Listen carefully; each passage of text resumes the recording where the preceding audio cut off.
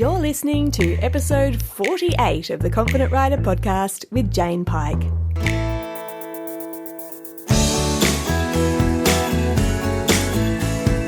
Hello, you fabulous human. Today is going to be a little bit of an eclectic conversation. I'm going to draw on horsing bits and pieces. I'm going to draw on the general vibe and kind of like fuse it all together to see if we can't have what I hope is a pretty useful conversation. So the first thing that I want to say is I've been getting a lot of messages pinging into my inbox from people who feel like they're kind of all over the place, or they're noticing that their anxiety levels are much higher than normal, and even like the normal rhythms of their body are feeling kind of a bit haywire at the moment. And more than one of those messages has used the word dysfunctional. And in response, I find it really interesting that we expect or are so hard on ourselves that when our entire world is spinning on its head, that we somehow feel this level of expectation of ourselves that we should be calm and have it all together and not be disrupted in any way. And if we are, that's some kind of failure. So my response to that is to say, actually, I think that having a dysregulated response to what it is that's going on is actually a very functional response. Because if you think about it, if nothing in your system was disrupted, if you didn't feel slightly different in response to what it is that is going on, I would say that's actually more likely to be less of the norm.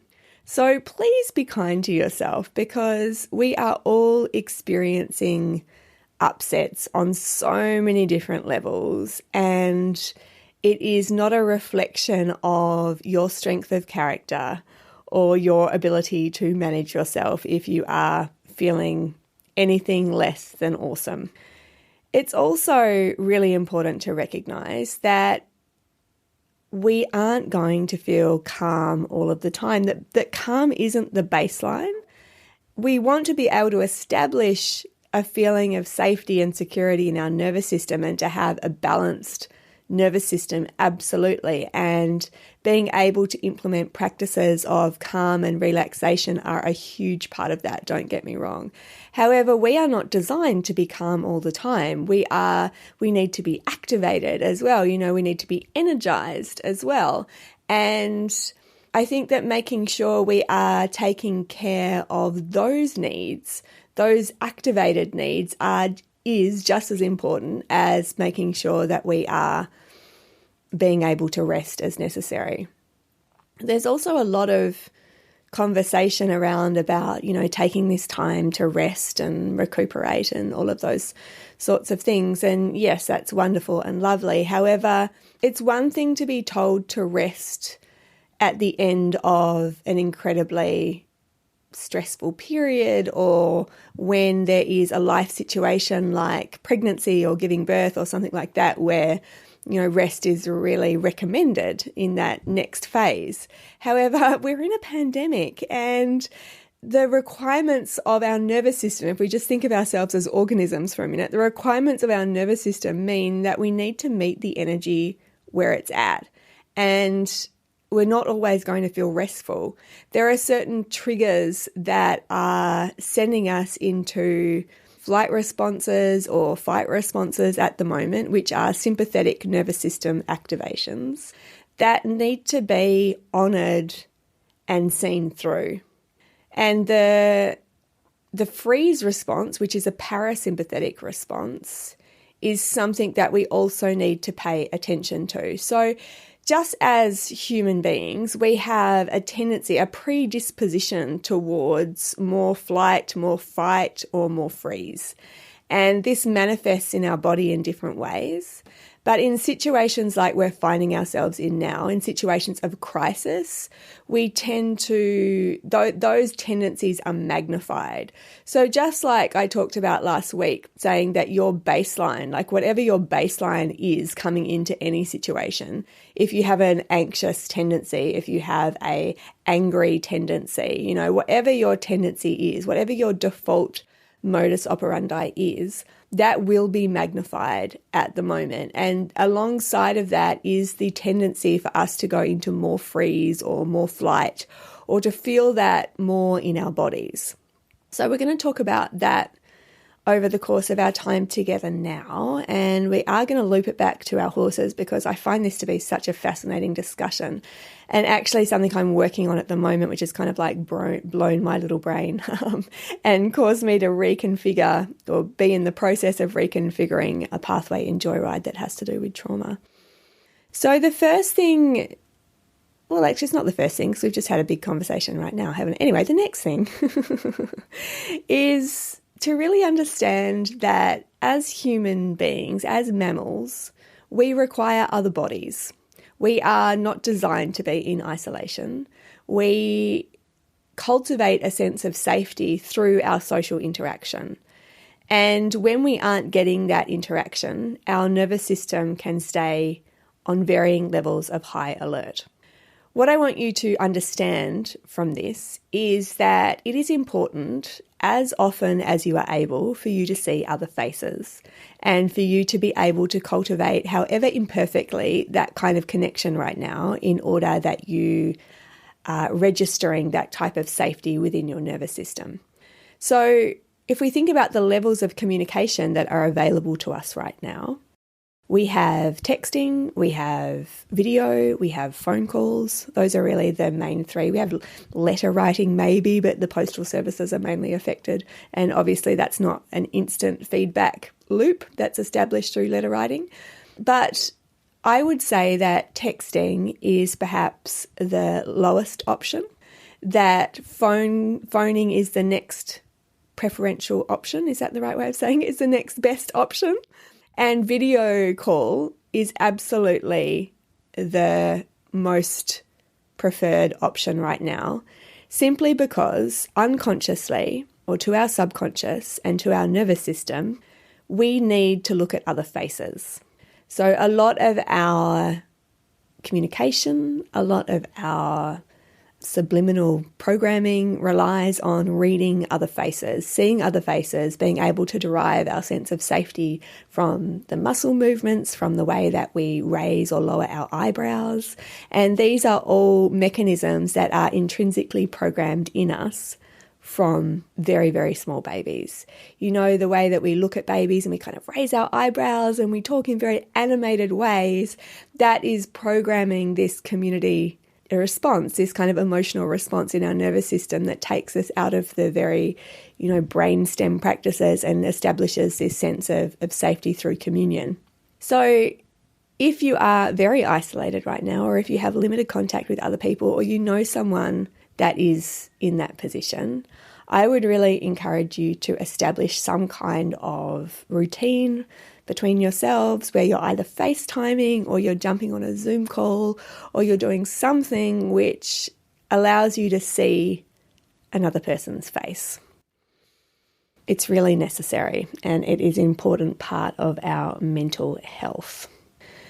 The other thing to recognise is that we are all going to be feeling big emotions right now, and if we're not paying attention to how it is they're showing up in our bodies and the messages that they communicate to us as a consequence of that, we can really easily fall into a place where we are getting a little bit traumatized, where we're kind of like lodging the energy of that in our cells and in our organs and in our bodies, and that doesn't have to be the case. So what I want you to think about, in the same way that I no longer think of emotions as positive or negative, as good or bad, these natural responses of our nervous system to go into flight, to go into fight even, or go into freeze, are not inherently negative. They are communication that is needed to be followed through on in order that our nervous system be able to process what it is, the incoming information that it's dealing with, and be able to get itself to a good place. Obviously, I'm talking incredibly simplistically right now, and I'm hoping that the way that I'm framing things is making sense. But I think we really need to have a functional understanding of what's going on right now instead of a scientific one. So functionally, it's very important that we are able to activate our flight response.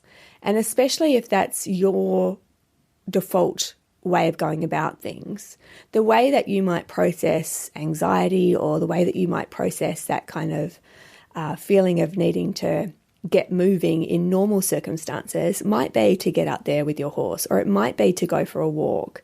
It might be to do something. It would be to do something which is energized and energizing and gets you going, where you really move your body. And at the moment, chances are that even if you are in a situation where you're able to be physically active, you are less physically active than normal. So the healthy expression of our flight response would be going for a walk. And if that is limited right now, and we're not even as active as we would be just with our day-to-day activity also, I really want you to think about activities which naturally, sorry, I tripped over my words, which naturally activate the big muscles of the body, the bodies that move, the parts of our body that would move us away from something, away from a threat. And that is like our thighs, our buttocks, the big extensor muscles of the back. Anything which really gets you moving will move that energy through and allow you to process that flight response in a healthy way. So integrating those kind of exercises into your day-to-day is a really recommended thing to do. It might be that you do something really active. You might do some squats, you might do some push-ups, you might run up and down on the spot. Anything really which gets the blood moving in a greater fashion than it would be if you were just standing still, but more importantly, activates those big muscles of the body so you're really going places. The freeze response is something that we are seeing a lot more of as well. And the end result of a freeze response that hasn't been kind of tended to is hopelessness, feelings of despair, depression, if you like. And again, with our current situation, there is a lot more of those feelings on the rise. So I'd really encourage you to get curious and notice when you're going into a freeze state. And there are two consequences sort of two ways, I guess, that curiosity will lead you. And that is to ask yourself, do you need more rest now? Like if you are feeling that freeze response, that kind of internal, oh, here I am. Do you need to actually go into the fetal position? Do you need to jump into bed and kind of cocoon yourself so that you're getting restoration and reset that way? Or are you actually needing to activate more? Are you actually needing to energize the system more to remind yourself that actually you're able to feel energy in the body and move through this, and it's consequently okay on the other side? What I'm very mindful of myself is that, and lots of us are, obviously, I think actually all of us are in this same position, whether you are used to a sedentary job or not, chances are you're spending more time in front of the computer right now. And it's very easy if you are sedentary or inactive for many hours of the day or for long periods of time to feel tired. But the tiredness is not actually tiredness. Tiredness means that you need to go to bed and that you need to sleep. But if the tiredness is a consequence of inactivity, it's more likely to be inertia. It's more likely to be listlessness. And the antidote to that is actually activity, even though it doesn't feel that way at the time. So for those of us who have experienced long periods, compounded periods of inactivity, you will easily confuse a growing sense of tiredness with that particular state. But actually what is required is an energy, an activation in the system, and you will find that that is the reset as well. That is absolutely the reset. Nature is a masterful co-regulator of the system.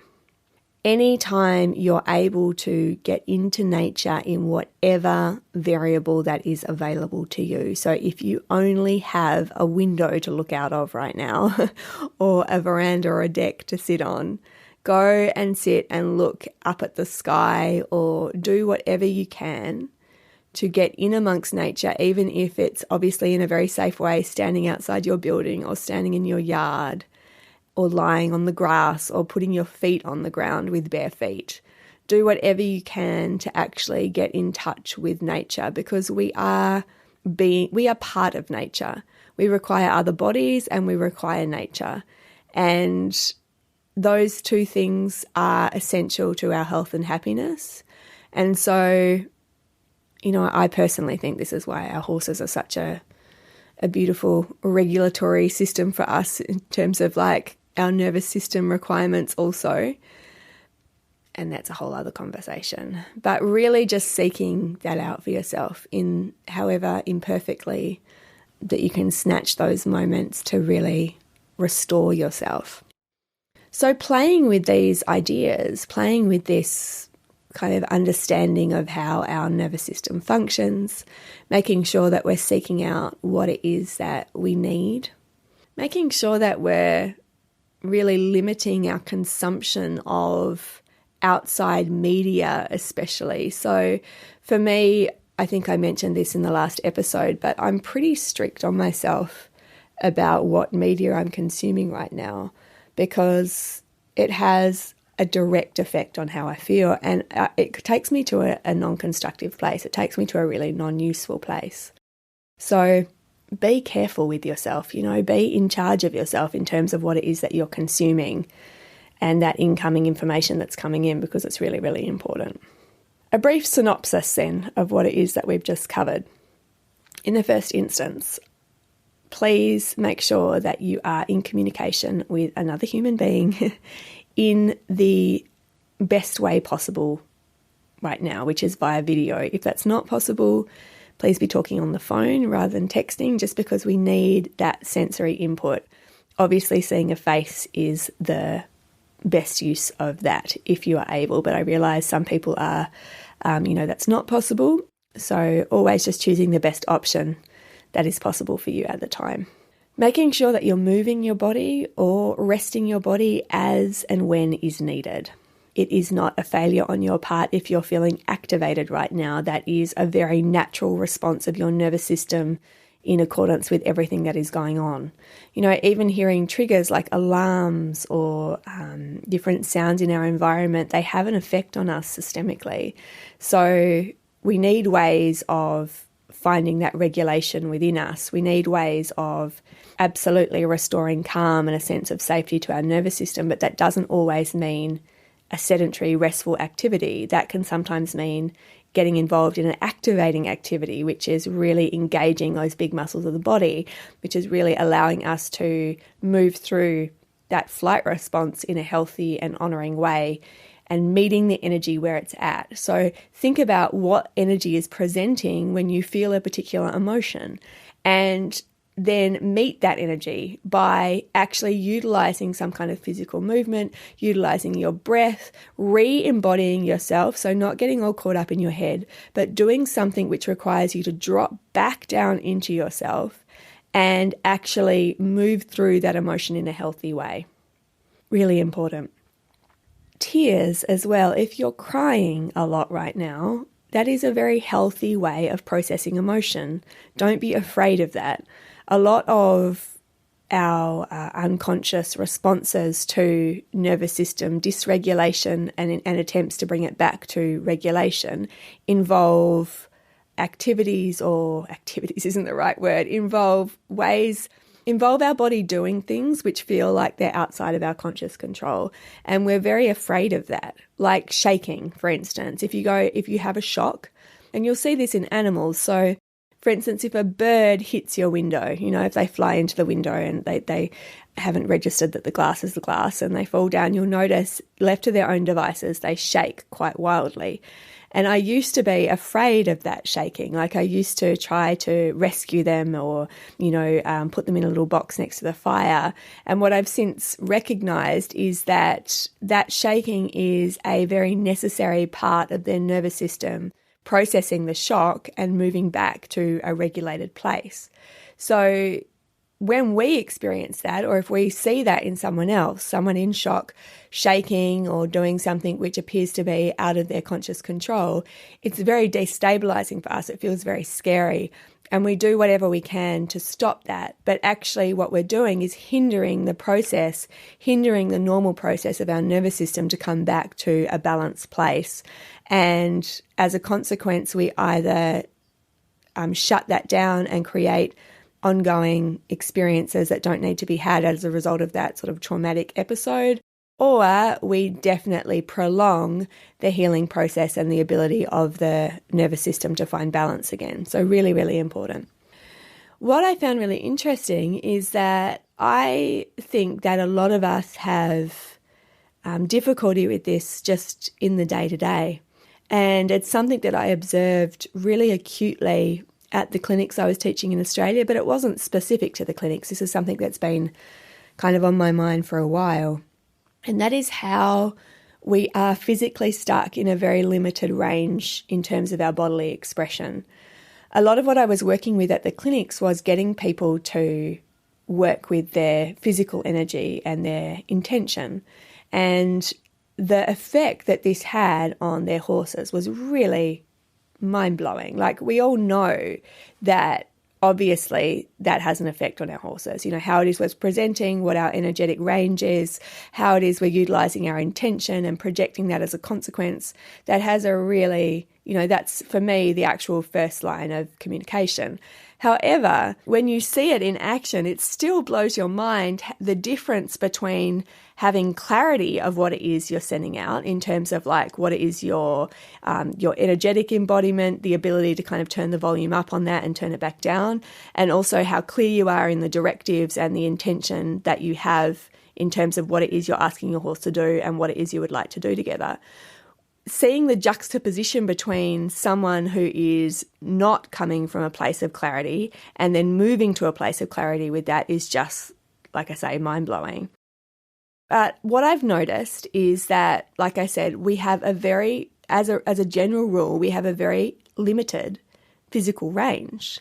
And for instance, when someone was out there with their horse and we were doing some groundwork or in-hand work, I was asking them to meet their horse's energy. So a very common fear is having your horse express themselves in a way that feels uncomfortable to you. And that's very individually dependent. So we all have a different level of okayness in terms of what our horses do that allow us to feel safe in our bodies. My theory is that on a subconscious level or on kind of a soul level, we are so attracted to our horse's natural exuberance and their natural level of physical expression. That is something very attractive and very appealing to us and can be a huge part of why we get involved with our horses in the first place. They tap into that intuitive, instinctual, imaginative part of us which yearns to be really free and flowing in every sense of the word, not just in the sense of like emotional inhibitedness, but also in terms of how it is we're free in our bodies. And so when we think about this on a intellectual or instinctual level, when you're thinking about it as a projection, that's something that we can easily reconcile. However, when we're actually presented with that in person, in the arena, that becomes quickly uncomfortable to us. Like if your horse is very exuberant or very expressive, what I've noticed is that can create a lot of anxiety in people. And part of the reason I think this is the case, not the whole reason, but part of the reason is because we are used to a very limited or a very muted amount of energy existing in our body. So if we think of ourselves vibrating at a certain level, Just think of this as in terms of an illustration. If you think of yourself vibrating at a certain level, vibrating at a certain frequency, then anything that is comfortable for you has to vibrate at that same frequency or below, right? So say I'm vibrating at a frequency of 5, and anything which matches me, which is that same vibrational level or lower, is going to represent comfort to me. I'm okay with that. Anything that vibrates beyond that, which presents a bigger energy, maybe like an 8, will feel uncomfortable to me because I am not used to that amount of resonance existing in my body. And I truly believe that part of our inability to cope with that is not so much about not having the skills. It's not so much about the actual presentation of what it is that's going on. It's just on a very base level, on a physical, on a cellular level, that energetic presentation of our horses feels like a lot. It feels too much. And we aren't used to processing that amount of energy in our body. We're not used to it. We aren't skilled at it. We aren't able to recognize it, and we're disconnected. We're very much up in our heads and not down in our bodies. If you think about cantering, like the amount of people I have come to me that have issues with cantering or going into really energetic movements with their horses, I think this is a part of it as well. I think that if you think about how much energy a cantering or loping or galloping horse produces and the feeling that that creates in the body, if you're able to go with that and process that energy, then you feel a certain amount of comfort.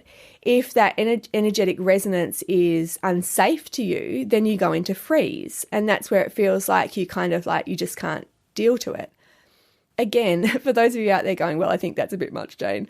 It's not the entire part of it. It's not the entire story, but I think it is a part of it. And it's a part of it that's not really discussed, and something that I'm really diving into now because I feel like it holds a lot of answers that we haven't been exposed to previously. So back to the groundwork, back to the in-hand work and my observations with that.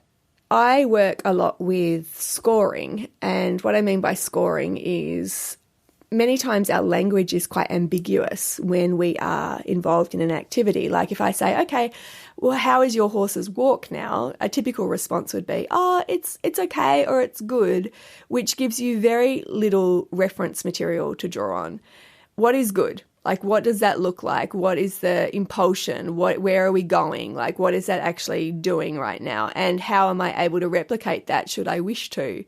So good on Monday might not be replicable on Tuesday. So instead, I'm like, well, what is that out of 10? Like, what score would you give that right now? What score would you give that walk? And what score would you like? And that gives us something much more defined to work with.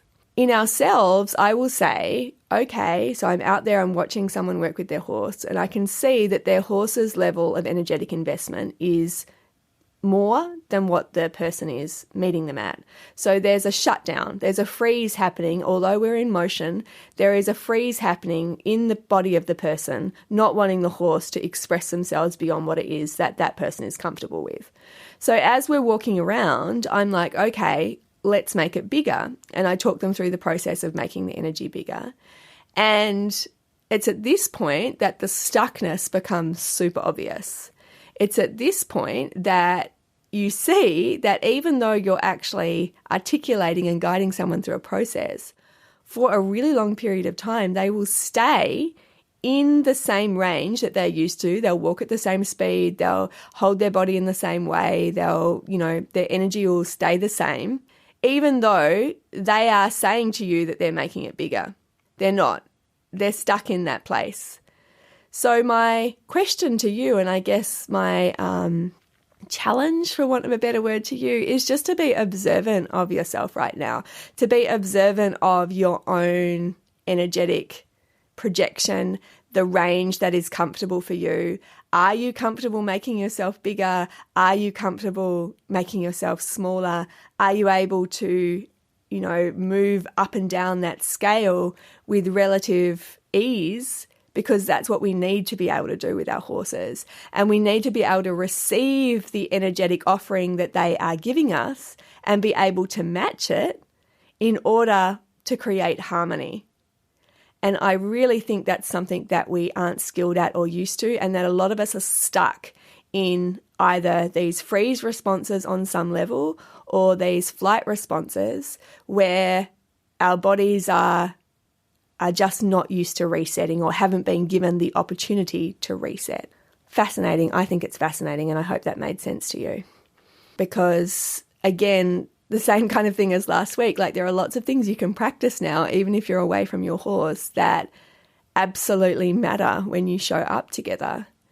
And recognizing where you experience physical discomfort in physical expression, so dancing, for instance, or like asking yourself to, running up and down on the spot or doing star jumps, like what feels bizarre to you? Like what feels, oh, this is kind of crazy, or you might have that narrative come up that this is too much, or I just want to slink back down and go back to being really inactive. What feels not okay? And I think there is a really obvious line that we get to. Like I know when I start to play with this and I will move my body in a slightly more expressive way, there will be a line that I hit that I'm like, this is like my comfort zone. Like I know if I go beyond this, it's going to feel super weird or I'll get really self-conscious and so on and so forth. So playing with that now, playing with your energetic projections, playing with how comfortable you are with different amounts of energy moving through your body. I'm going to leave you with this particular observation as well, in that most people that I work with associate higher energetic states with fear. We aren't used to actually moving our bodies in a way that is vital and liberated, I guess, in terms of like being okay to do whatever it is that we want in terms of moving our body around, without that being linked to some kind of activation that's to do with anxiety and fear. And I think that it's because we only experience those heightened states when we are in a fear response.